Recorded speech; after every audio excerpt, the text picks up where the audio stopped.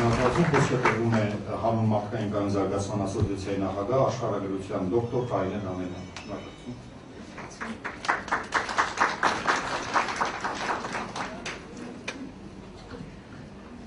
Շնորհակալություն, ես էլ իրոք դասավանդում եմ Երևանի պետական համալսարանում եւ մի քանի այլ համալսարաններում եւ տեսնում եմ տարբերությունը, ճիշտ է կան առանձին փայլուն ուսանողներ, բայց հիմնականը այն երեխաները, որոնք գալիս են, դժվարանում ես պատկերացնել, որ առհասարակ իրանք դպրոցում սովորել են եւ այստեղ մենք շատ լուրջ խնդիր ունենք։ Վերջերս մենք ազգովին վերհիշում էինք, թե դարի սկզբին ինչպես ենք կարողացել ուղղակի գոյատևել, թե ինչպես ենք վերածնվել, ինչպես ենք կարողացել այս մի փոքրիկ հողի վրա վերականգնել Հայաստանը։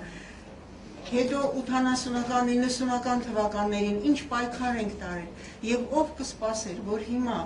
երբ քիչ թե շատ բարվոք պետություն ունենք, անկախ պետություն ունենք, հիմա մենք օտարալեզու, բայց ես կարծում եմ դա միայն օտարալեզու չէ, դա օտար ծրագրեր են նաեւ, այսինքն օտար դպրոցների հարց են քննարկում, սա իրոք զարմանալի է։ Իհարկե ես նաեւ դեմ չեմ օտար լեզուներին, ես ինքս մենք ՄԱԿ-ի հետ ենք աշխատում, ես ամեն տեղ զեկուցում եմ ռուսերեն, անգլերեն, գերմաներեն,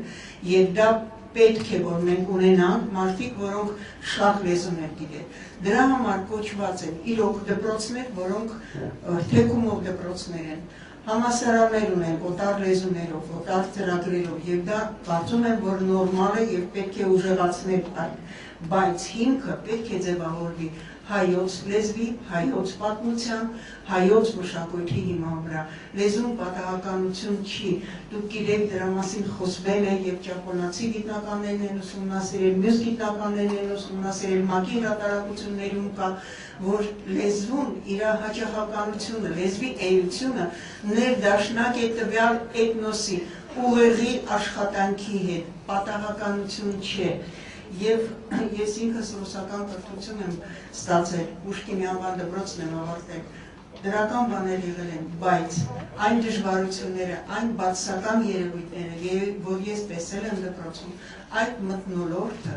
որ մենք էլիտար ենք, հայկականը երկրորդական են, հայոց լեզուն, հայոց պատմությունը, հայոց մշակույթը երկրորդ կարգի է, մենք ենք առաջի կարգի, որովհետև մենք ենք կրթություն ստանում այդ հզոր մշակույթի հիման վրա, այդպիսի ազգը այդպես չի կարող նորմալ զարգանալ, բարգավաճել, եւ ես ինչից եմ անհանգստանում, ինձ ասում են լավ 1% է կամ 2% է, բայց եթե էլիտար են լինելու այդ դպրոցները, եթե ծրագրերը ուրիշ են լինելու, լեզուն ուրիշ է լինելու, ուրեմն մենք ձևավորելու ենք էլիտար, այսպես կոչված էլիտար սերունդ, որը մանկուրտ է լինելու, որը արմատներից կտրված է լինելու, մշակույթից, պատմությունից կտրված է լինելու,